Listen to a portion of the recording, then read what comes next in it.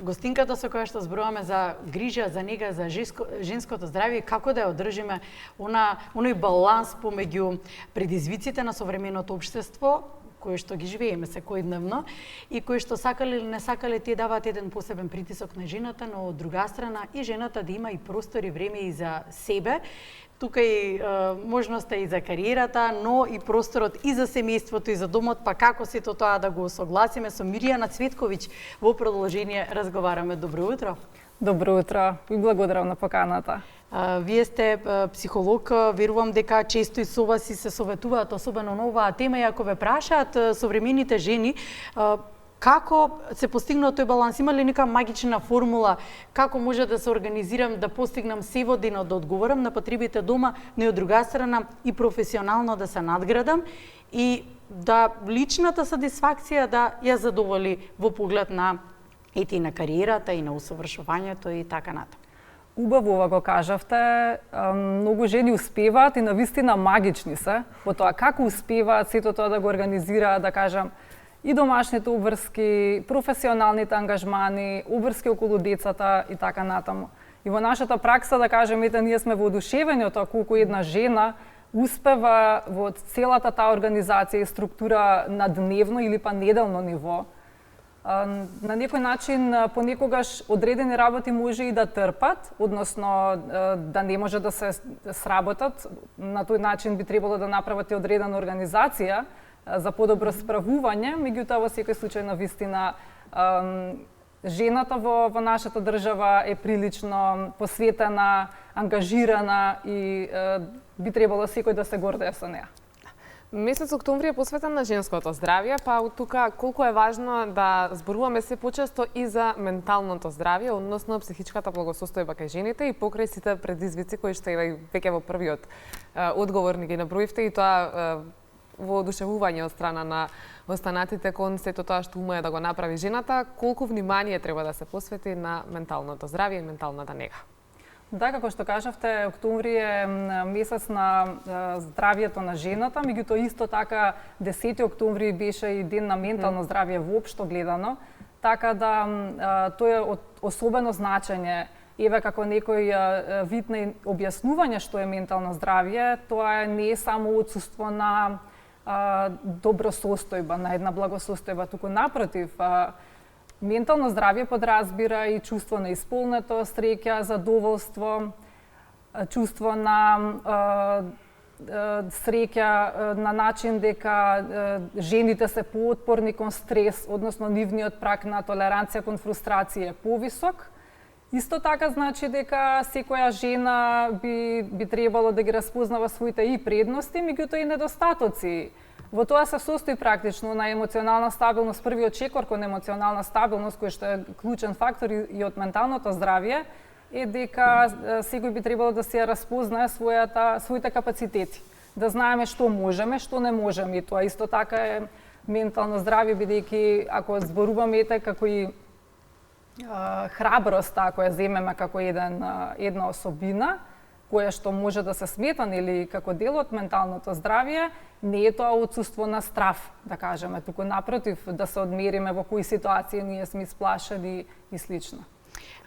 Општеството каде е тука, сакам да споменам еден момент кој што се почесто се случува, а тоа е општествените очекувања и притисоците. Дали жените се движат во правиот тек?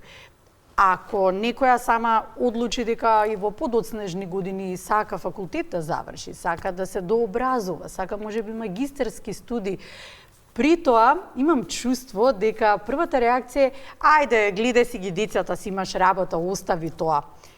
Чувствувам дека притисоците, општествените притисоци се уште претрпуваат некој вид на модификација во поглед на она традиционално, во делот на модерно прифаќање на општеството и притисокот дека сепак традиционалната основа мора да постои, да остане кај нас во нашето општество кое што го живееме.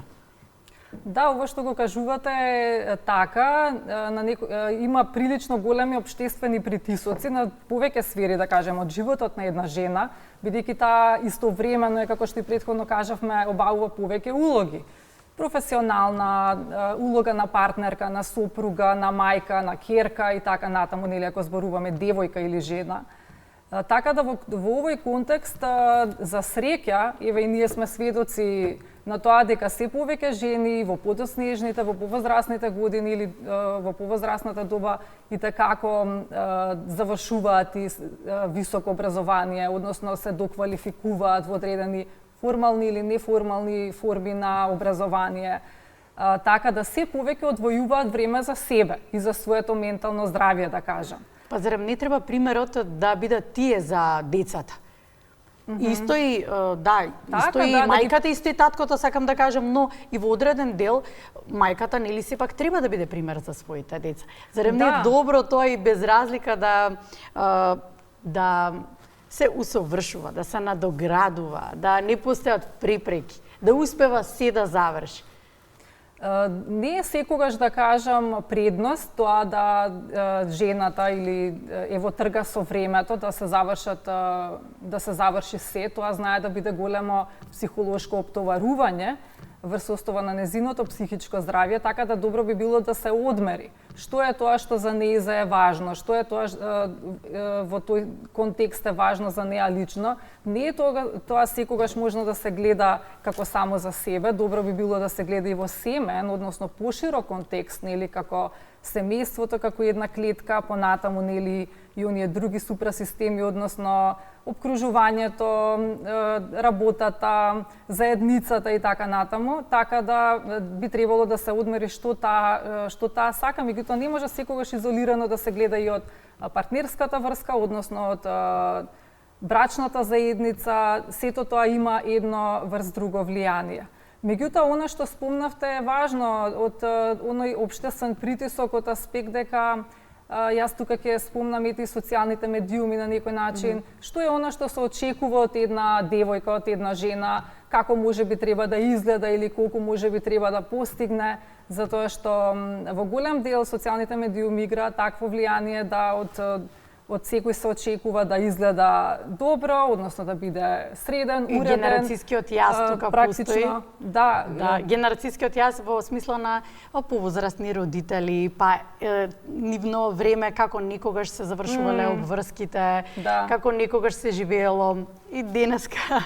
А практично сите се лојални на, што викате, на постарите генерации, односно една девојка и така, која е лојална, така речено, на својата мајка, односно какви пораки може би, какви се очекувањата на мајката и сето тоа може да влие. Меѓутоа, ете во однос на социјалните медиуми само сакав уште да докажам дека она што би требало исто така да е позастапено, дека секој е индивидуален, дека може би некоја формула за тоа како треба да се изгледа или како треба не мора да значи дека нели секоја девојка треба да биде прилично елегантна или слаба и така натаму, туку и пополничките дека исто така се привлечни и убави, дури па и да се има некаков хендикеп. Социјалните мрежи, тие се всушност тоа е просторот каде што можеби повеќе ги има двојните стандарди во однос на тоа дека треба секој да изгледа совршено, од друга страна гледаме многу совети и корисни информации за себе прифаќање и грижа за самите себе.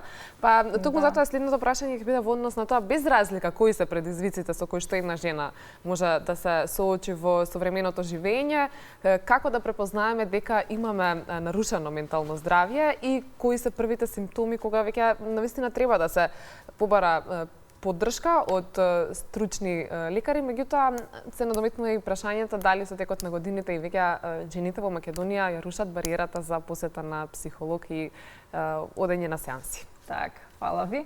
Во однос на првиот дел што го спомнавте, може да се гледа кои се првите знаци за нарушено ментално здравје, може да се гледа на 3 нивоа, да кажам иве. Едно е лично ниво, друго партнерско или релацијско и трето семејно ниво. Што би значило тоа? Еве да кажеме, ако зборуваме за една жена која што е лично само за себе, и некој од знаците може да биде, да кажеме, анксиозност, односно еве да спомнам одредено нерасположение, кое што може да кулминира, да кажеме, до длабока тага од една страна, како на некоја линија на континуум. Од друга страна, може да има одредена мала загриженост, која што може понатаму да прераснува во поголема загриженост, односно чувство на вознемиреност, страв, меѓутоа исто така може да почувствува некој, односно да добие па и паничен напад. Понатаму, некои од знаците се и телесни симптоми. Голем број на луѓе своите емоции ги растеретуваат преку своите телесни органи, така речено. На некој начин тоа може да значи дека некоја личност може да доживе тахикардија или да има потешкотија со варењето, многу жени имаат потешкотија со мигрена, значи тоа се некои психосоматски симптоми, каде што емоциите, односно таа напнато се растеретува на овој начин. Меѓутоа исто така може да се јават и одредени депресивни симптоми, како раздразливост, меланхонија, практично дури суицидални мисли, обид за суицид може да настане и така натаму. Веројатно лесно се препознава, само не треба да се игнорира. Така е, да. Како е вашата пракса, дека не се игнорира или пак преовладува онаа мисла храбра сум и можам се и ќе го пребродам и ова сама? Па и едното и другото. Морам да кажам дека доста жени се одлучни и доаѓаат, бараат совет, помош, така речено. Можеби може да се каже дека големо влијание има и семејството во сето тоа. Односно, партнерската релација, нивните родители, односно и на личноста, затоа што на некој начин понекогаш може да се смета како стигма, односно заради стигматизација да не дојде некој да побара помош или од страф, како на некој начин ако побарам помош или ако отидам на психолог, дека можеби нешто не е во ред со мене. Меѓутоа апсолутно не е така. Ние знаеме дека секој човек велат нели дека и психологот има свој психолог и така натаму. Значи навистина тоа е разговор превентивно, секој би требало да посети во свое време. Меѓутоа исто така и семејството игра улога на тој начин што е ова што спомнавте, на кој начин да се препознае некогаш на семејно ниво и преку детето може да се препознае. Ако едно дете пројавува училишен неуспех во семејството или пак е доста раздразливо, импулсивно или пак има потешкотии со концентрација, тоа исто така може да значи дека на некој начин и мајката нели мајката има потешкотија во смисла на да го препознае сето тоа. Така да поврзано е и со семејството и на партнерска релација исто така. Ви благодариме за одвоеното време, благодариме на советите. Се надевам дека помогнавме во делот на насока.